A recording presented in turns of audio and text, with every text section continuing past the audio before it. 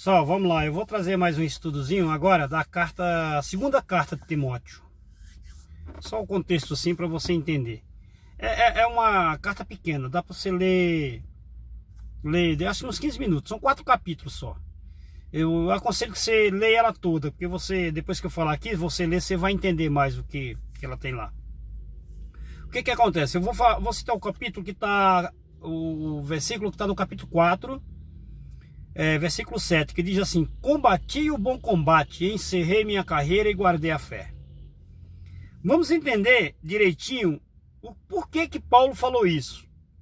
A segunda carta a Timóteo é uma carta que é chamada de carta pastoral. O que é? É uma carta direcionada para um pastor, para um líder de uma igreja.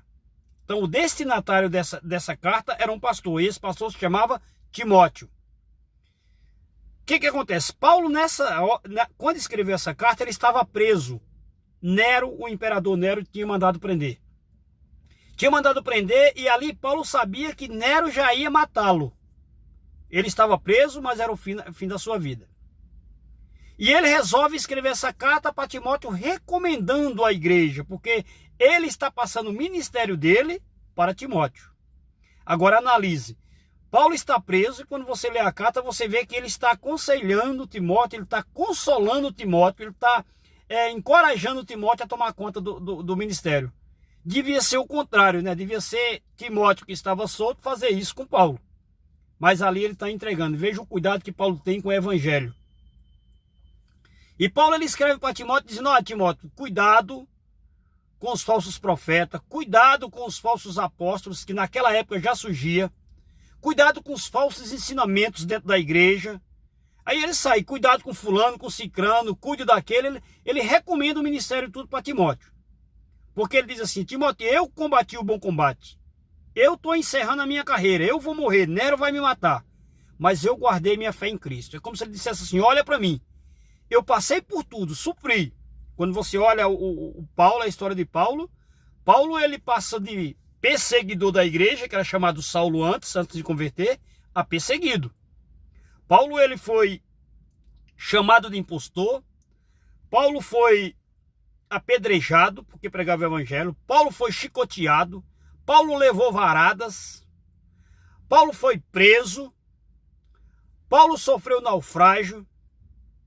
E além desse naufrágio, quando ele, lá no meio do mar, quando o barco afundou tudo, que ele saiu nadando, ele sai numa ilha. Quando chega lá na ilha, uma cobra ainda pica ele. Então, Paulo passou por todo o sofrimento que o evangelho pode lhe dar.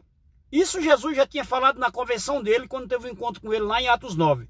Que diz que ele sofreria por causa do evangelho. Isso o Jesus que falou. E realmente ele sofreu por pregar o evangelho, porque a perseguição da igreja era muito grande.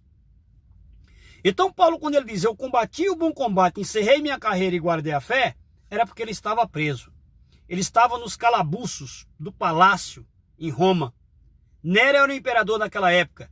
Nero já, segundo os historiadores, nesse ano que Paulo estava preso, ele já tinha mandado queimar Roma. E Nero, quando ele põe fogo em Roma, segundo os historiadores, diz que sobrou bairros que morava cristão e judeu.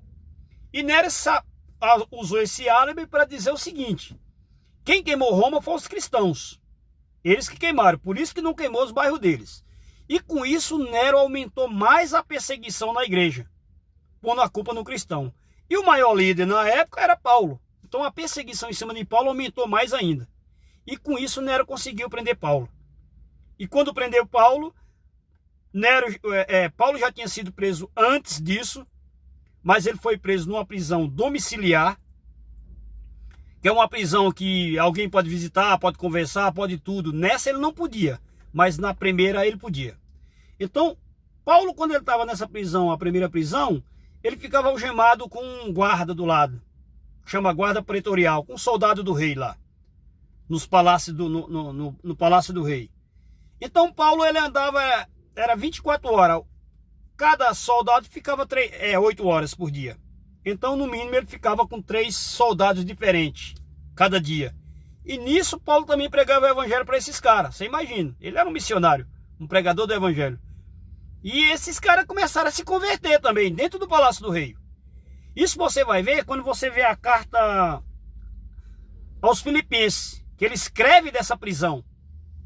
E lá no capítulo 4, versículo 22, ele escreve assim: os santos, quer dizer, os convertidos, né? Vos saudam. Na carta ele está saudando o pessoal. Vos saudam. E especialmente os da casa de César. Que era da casa de César? Esses caras que já tinham se convertido. E muita gente já tinha se convertido dentro do palácio. Então Paulo era um pregador do evangelho.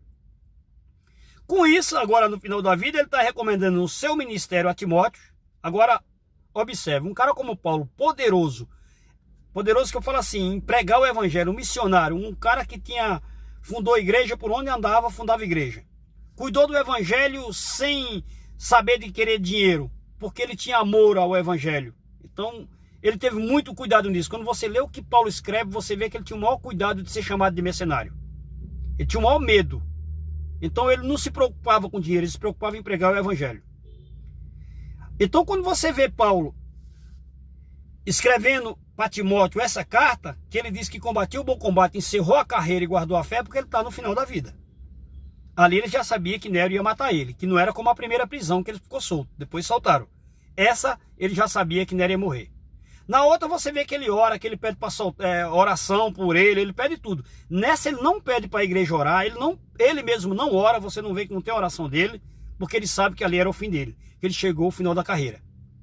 Só que eu acho engraçado em Paulo é o que ele diz: combati o bom combate, quer dizer, eu sofri, eu preguei o evangelho. Estou encerrando minha carreira, aqui é os últimos dias da minha vida, mas eu guardei minha fé em Cristo. Eu sei que eu vou morrer, mas eu continuo crendo. Eu continuo crendo em Cristo. Mesmo que eu morra, não importa a situação, eu vou continuar crendo. Aí no versículo mais para baixo ele diz assim: olha, Timóteo, nesse versículo ele diz: eu combati o bom combate, encerrei minha carreira e guardei minha fé. Mas eu sei, no versículo mais de baixo, que o meu Deus, o meu justo juiz, ele tem uma coroa reservada lá para cima.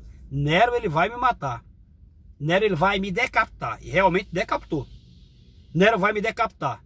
Mas eu sei que Deus está lá em cima, me esperando com a coroa para me dar a recompensa, porque eu guardei a minha fé. Porque eu criei nele. Aqui é passageiro, Timóteo. Mas lá em cima eu tenho uma coroa reservada com Cristo. Veja o que é evangelho. Veja a diferença de muitos evangelhos que eu vejo hoje. Muitos. Não vamos generalizar. Eu sempre falo isso. Não vamos generalizar. Muitos evangelhos que o pessoal só pensa que evangelho é buscar alguma coisa para si próprio. Evangelho quer dizer boa nova. E qual é a boa nova? A boa nova é: lá no Antigo Testamento já dizia: um dia o Filho de Deus virá.